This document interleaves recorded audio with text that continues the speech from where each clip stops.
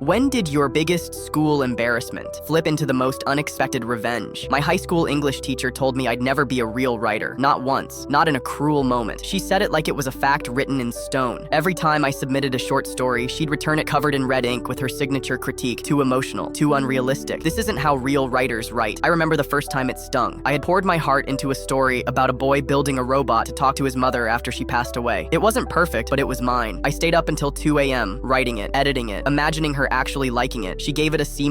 Then, in front of the entire class, she held it up and said, "This is what happens when someone writes to impress, not to express." The class chuckled. One kid actually clapped. I sat there, face burning, holding back tears. That day, I promised myself I'd never write again. But that was a lie. I stopped submitting stories for class. But I didn't stop writing. I just started doing it for me. At night, under my blanket, I'd type stories on my phone. On weekends, I'd post them online under a fake username. I joined writing forums, exchanged feedback with strangers, entered online contests. Nobody knew who I was, and that anonymity made me brave. By senior year, one of my stories about loss and time travel went semi-viral on Reddit. A small online literary magazine messaged me. They wanted to publish it. That one, yes, was everything. I started submitting more. By the time I graduated, I had 5 published stories in small journals. No one at school knew, especially not her. Fast forward 6 years. I went to college, studied computer science by day, wrote fiction at night. After graduation, I took a boring desk job that paid the bills while I chased something bigger. And then it happened. That little story about the robot and the boy, I rewrote it, polished it, turned it into a novel, a real one. It took 2 years and 50 rejection letters. But on try number 51, a publisher said yes. The book came out this year. It's about grief, memory, and artificial intelligence, and in a twist of fate, that old short story about the robot, it's now chapter 1. The novel hit a few bestseller lists. Nothing huge, but enough to get invited to some book events. One stop was my hometown library. They advertised it in the local paper. Local author returns with debut novel. I figured some teachers might show up. I didn't expect her to walk in. Ms. Reynolds,